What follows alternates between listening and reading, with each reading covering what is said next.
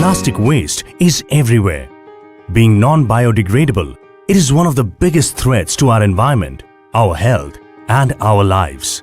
The need of the hour is to find innovative solutions to tackle the challenge of plastic waste. At the Ministry of Road Transport and Highways, we are converting plastic waste into an opportunity by using plastic waste in the bituminous wearing coat to build green, all-weather, sustainable roads and highways across the nation. The IRC SP 98/2013 provides the guidelines for this. Why are we using thermoplastic? The answer is simple. During various road trials, our engineers and scientists have found that by adding 6 to 8% of waste plastic to the bitumen aggregate hot mix, we can improve the stability, strength, and lifespan of roads while reducing maintenance costs. This is because plastic is water resistant. In its molten state, it acts as a binder. Bitumen and plastic bonding is stronger. It does not peel off from the aggregate under adverse weather, so the road stays healthy even if water stagnates on it.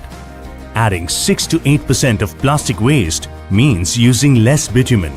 To make plastic roads, we are following the dry process as outlined in the IRC SP 98/2013. The shredded plastic must conform to the size, passing 2.36 mm sieve and retained on 600 micron sieve. The aggregate is heated at 140 degrees Celsius to 175 degrees Celsius in the central mixing plant. Shredded plastic is then poured onto the hot aggregate so that it coats the heated aggregate. Hot bitumen is then added with the plastic-coated aggregate and the mix can be heated up to a maximum of 170 degrees Celsius. The shredded plastic melts to form a thin layer around the aggregates. The process does not involve any new equipment and enhances the binding property of aggregates. Both plastic and bitumen have a good diffusion characteristic.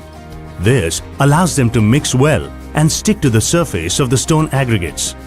The waste plastic bituminous mix has a road laying temperature of 130 degrees Celsius to 150 degrees Celsius. There are many benefits to using waste plastic as a modifier and binder.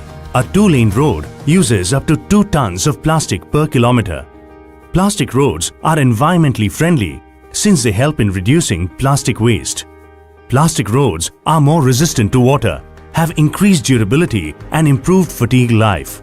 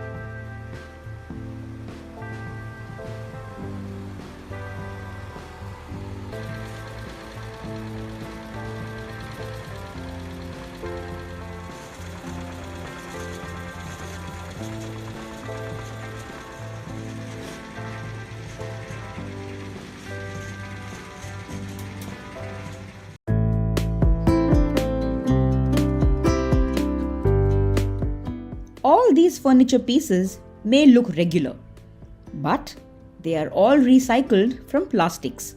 And behind them is EcoNature, a startup that has sold furniture equivalent to 5,000 kg of plastic waste to date. These 4 friends and founders of EcoNature are contributing towards the environment in their own unique way. They are turning plastic wastes into durable and damage-proof furniture with their venture. To date, EcoNature has converted over 1,400 metric tons of dry waste towards recycling. Now, they make furniture and home decor from 100% recycled plastic and make a revenue of Rs 7 to 8 lakh per month. The company has 50 employees, 60% of whom are women. EcoNature's vision to save the planet one plastic at a time is truly commendable. ये normal सा दिखने वाला washroom actually में बहुत extraordinary है, क्योंकि ये पत्थर से नहीं वेस्ट से बना है, और वो भी एक ऐसे वेस्ट से जिसका सॉल्यूशन हम कई सालों से ढूंढ रहे हैं, प्लास्टिक रैपर के वेस्ट से। पर ये वॉशरूम वेस्ट से कैसे बनाया गया है, इसको बनाने में कितने प्लास्टिक रैपर्स को यूज किया गया है, और क्या इससे सिर्फ वॉशरूम ही बनाया जा सकता है या बिल्डिंग्स भी? राइनो मशीन्स एक ऐसी कंपनी है जो ये ब्रिक्स बनाती है। ये नॉर्मल मिट्टी से बनी ब्रिक्स नहीं है, और ना ही ये सिर्फ प्लास्टिक रैपर्स से बनी है। एक्चुअली इसको बनाने के लिए जिस मटेरियल का यूज किया गया है वो एकदम डिफरेंट तरीके का वेस्ट है। इसको बेहतर समझने के लिए मिलते हैं मनीष कोठारी और श्रीधर राव से। सैंड कास्टिंग का बिजनेस तो हम काफ़ी टाइम से कर रहे थे, पर इस सैंड की कास्टिंग प्रोसेस में यूज होने वाली सैंड बर्न हो जाती है। किसी भी चीज को शेप देने के लिए सबसे पहले उसकी डाई या मोल्ड क्रिएट किया जाता है, और ज्यादातर मेटल का मोल्ड सैंड में क्रिएट किया जाता है, जिसमें खौलता हुआ मेटल डाला जाता है, और फिर वो जब ठंडा हो जाता है तो वो मोल्ड की शेप ले लेता है। इसी प्रोसेस को सैंड कास्टिंग कहा जाता है, और ये प्रोसेस इतनी बार होता है कि ये सैंड बर्न हो जाती है, और फिर ये एक टॉक्सिक वेस्ट में कन्वर्ट हो जाती है।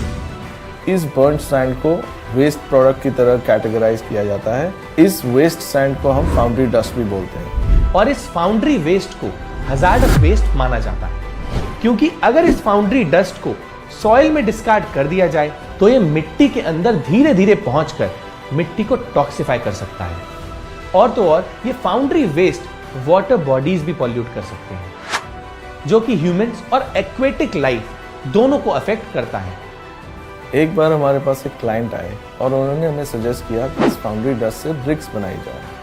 तो हमने सोचा कि इससे ब्रिक्स कैसे बनाई जाए, क्योंकि इसे बाइंड करना तो बड़ा मुश्किल है। और फिर इस सॉल्यूशन में हमें दुनिया की दूसरी एक प्रॉब्लम का सॉल्यूशन मिला, वो था प्लास्टिक वेस्ट।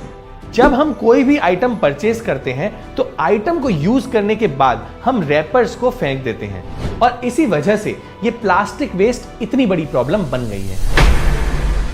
पर मनीष और श्रीधर ने इसी प्लास्टिक वेस्ट को एज अ बाइंडर यूज किया।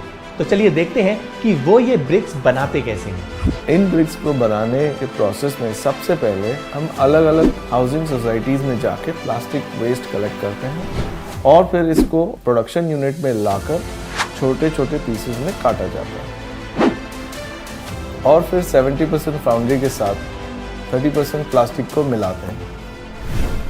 अब इस मिक्सचर को हीट करके पिघलाया जाता है ताकि इसका एक ऐसा टेक्सचर बने जिसको किसी भी शेप में हम मोल्ड कर सके। फिर इसको एक प्रेशर में डाल के ब्रिक्स या पेवमेंट ब्लॉक्स जैसी शेप दी जाती है, और कूलिंग के बाद ये बिल्कुल तैयार हो जाती है। ये वही ब्रिक्स हैं जो 100% वेस्ट से बनी है, और ये ब्रिक्स ट्रेडिशनल क्ले ब्रिक्स से 2 टाइम्स ज्यादा स्ट्रॉन्ग हैं और 700 ग्राम तक कम वे करती हैं। इन्हीं ब्रिक्स को हमने पहले जो स्ट्रक्चर बनाया वो टॉयलेट था, सो दैट हम इन ब्रिक्स की परफॉर्मेंस को चेक कर सकते हैं। हम जानते हैं कि आज भी इंडिया के रूरल एरियाज और सबर्बन पार्ट्स में सैनिटेशन कितनी बड़ी प्रॉब्लम है। आज भी ऐसी कई जगह हैं जहां पे वॉशरूम की फैसिलिटीज अवेलेबल नहीं है। तो सोचिए कि अगर हम इन ब्रिक्स को यूज करके टॉयलेट बना दें तो कितनी सारी प्रॉब्लम सॉल्व हो जाएगी। पहली, फाउंड्री वेस्ट यूज हो जाएगा। दूसरी, प्लास्टिक वेस्ट को अपसाइकिल किया जा सकेगा। और तीसरा, इंडिया में बहुत सारे टॉयलेट्स भी बन पाएंगे।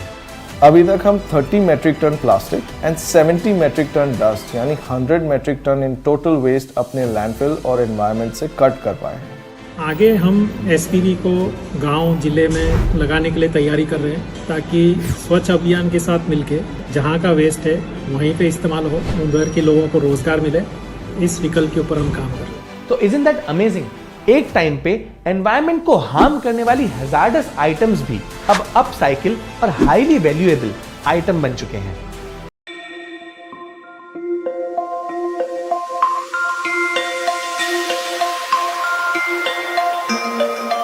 Did you know that nearly every piece of plastic ever made is still on the planet in some form or another?